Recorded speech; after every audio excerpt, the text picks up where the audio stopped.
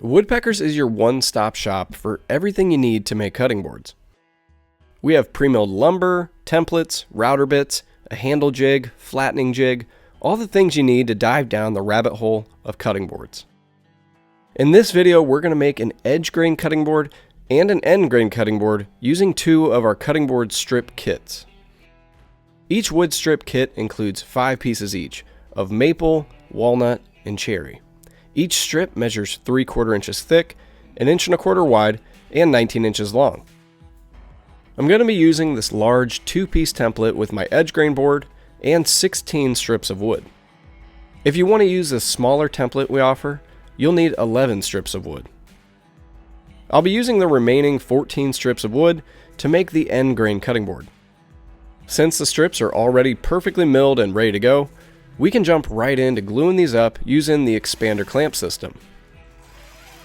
I first took some time to organize the strips in a random pattern that I liked, and then I flipped each board down on its face and added a bead of glue to each piece. Some people like to spread the glue with a glue brush before pressing the pieces together, but personally I like to just leave the glue as a solid bead, and then once I press each board together, the glue spreads out as the boards compress against each other. Feel free to do whichever method works best for you. With all the boards in place, I tightened the clamps and then added a third clamp on top. Once I was finished with that board, I used the 2 other open clamps on the expander clamp system to clamp up my end grain cutting board.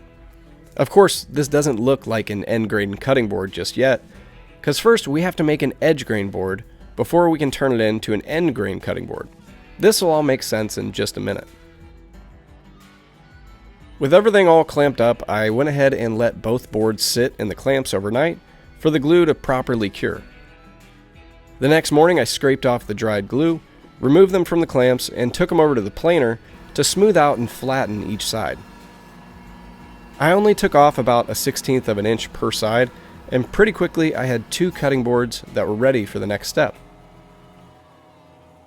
To turn my edge grain cutting board into an end grain cutting board, I'll be cross-cutting the board into 1.5 inch wide strips.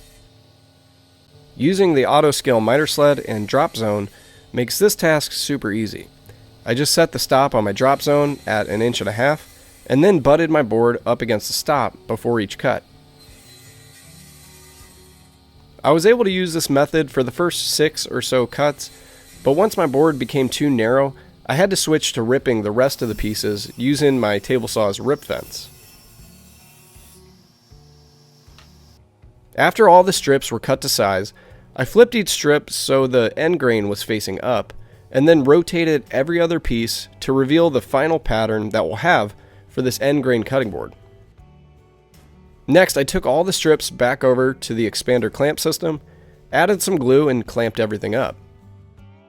The only thing you want to be careful of is to do your best when aligning the edges during the glue up so you can minimize any sanding that's needed afterwards. With the end grain board all clamped up, we can switch our attention back over to the edge grain board. I first placed the template on top of the board and traced out the hole locations for the handles. I'll need to drill out some of the material before I can flush trim it to match the template. To ensure I don't accidentally drill outside of the handle marks, I marked a center line real quick so I had something to reference at the drill press. Then over at the drill press, I used a 5/8 inch Forstner bit to drill out as much material as possible. And doing any sort of work at the drill press is always a messy process. But thankfully this DP Pro fence has built-in dust collection, and this makes the cleanup process a lot less of a headache. With the handles all drilled out, I added some double-sided tape to the outside template and attached it to my board. Then I did the same thing to the interior template and attached that one to the board as well. Before I can flush trim this at the router table, I first have to remove the bulk of the material around the perimeter at the bandsaw. I just referenced the template up against the template follower on the steady curve and made my cut. This tool helps to speed up the process and allows me to cut extremely close to the template, leaving minimal material to clean up at the router table. Next step was to flush trim the cutting board to final size and for that I'm going to be using our StabilMaxRT Router Table, along with this 1/4 inch spiral upcut flush trim bit. If you've never done this before, you just want to make sure to set the height of your bit so that the bearing rides along your template, and then feed the board into the bit from right to left. Now this bit leaves a super clean, flawless finish all the way around the perimeter of the cutting board, which makes the sanding process at the end much easier. After the outside of the board was done, I did the same process to bring the handles to their final shape as well. At this point, we're now done using the outside template, and we can move on to using the inside template to route out the juice groove. To remove the template and set up for the next process, I first like to add some double-sided tape to the bottom of the board, and this acts as a clamp to secure the board to my workbench. Then I used a painter's knife to remove just the outside template. To create the juice groove, I'm using one of our juice groove router bits and a 1-inch outside diameter guide bushing that's installed on my plunge base trim router. The way this works is that the guide bushing references up against the outside of the template, and you just have to follow the template with the guide bushing in a counterclockwise direction. This may sound difficult, but it's actually not. Since the rotation of the router bit is pulling the router towards the template, it's easy to keep the router against the template as you make the cut. I like to make the juice groove in no less than 3 separate passes, removing only a little bit of material with each pass. Here's what my board looked like after the first pass. Then I lowered my router bit a little more, made another pass, and here's what that looked like. Now you could stop there if you wanted to, but I made a third pass to make the groove a little deeper and to give the edge of the groove a little more of a chamfer. And here's what the juice groove looked like once I was all finished. With that all done, our edge grain board was in pretty good shape, so I removed the template and switched my focus back over to the end grain cutting board. To flatten the board, I'm going to be using our Rout-N-Plane benchtop board mill. To get set up, I first double-sided taped a scrap piece of plywood to my workbench. Now I used to use a larger sheet of 3/4 inch scrap plywood to do this on, but I realized I could get away with a skinnier piece since it doesn't interfere with the fence or the skis on the Rout-N-Plane. To clamp the board in place to flatten the first side, I'm using some of these slab clamping dogs. I couldn't get away with just using double-sided tape for this since the board was so uneven. So these clamping dogs worked out perfect to secure the board in place. With that all set up, I installed this 1-inch diameter spoil board bit into my trim router, which is attached to my StabilMax trim router base. If you're using a trim router with the Rout-N-Plane, chances are you're going to need a larger aftermarket base, and this StabilMax base works out perfect. I set the depth of cut to remove about a 1/16 of an inch, and first made a pass around the perimeter of the board in a clockwise direction, which prevents tear out. After that, I made my way across the cutting board to flatten the rest of it. In my opinion, I think you get the best results when cutting in a single direction, and I prefer to make each cut while pulling the router towards me.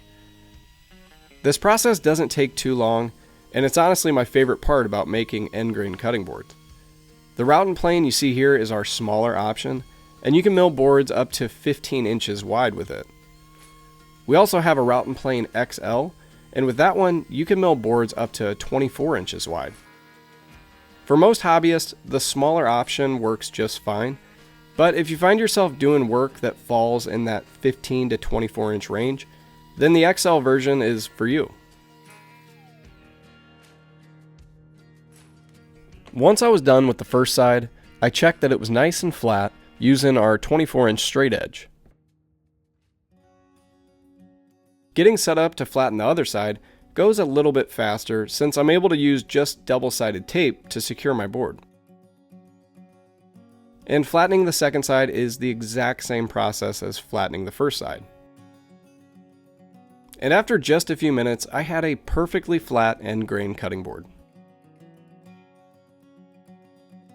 Before I moved on to the finishing touches of adding some edge profiles and finger grooves, I first sanded each board to 120 grit using my orbital sander.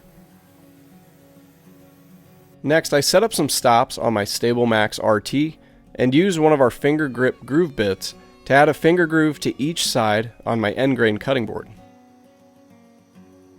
To soften the edges on both boards, I used our 60-degree chamfer bit. This gives the edge of the board a nice low-profile chamfer, and I really like this bit a lot. Last bit I used was our 30-degree chamfer bit, and I use this to soften the edges on just the handles of my edge grain cutting board. Each bit gives the board its own unique look, and we have plenty of different router bits to choose from for you to put your own personal touch on each board that you make. Before prepping the board for finish, I first sanded all of the routed edges by hand using 120 grit sandpaper. Next, I sprayed some water on each board to raise the grain before finish sanding. This is the one step that you must not skip whenever you go to make a cutting board. Because if you do, the first time you go to wash your new board, the grain will raise and the board will feel extremely fuzzy, and it'll probably require you to refinish the whole thing. Once both boards were nice and dry, I sanded both of them to 180 grit using my orbital sander again. To finish the boards, I'm using this homemade mixture of beeswax and mineral oil. If you'd like to learn how to make this yourself, we have some step-by-step instructions over on our blog if you'd like to check that out in the link below. After I buffed some on, I waited about 20 minutes and then buffed off any excess finish that was left behind. And there you have it, 2 completely different styles of cutting boards made with 2 of our 15-piece wood strip kits. I hope you guys enjoyed this video and learned a thing or two along the way. If you have any questions or comments, make sure to leave those down below. If you're interested in any of these cutting board products that you've seen me use here today, you can find them all directly on our website at woodpeck.com, or you can visit the direct links that are below in the description. Thank you guys so much for watching this video, and I will see you next time here on RedTOOL Woodshop.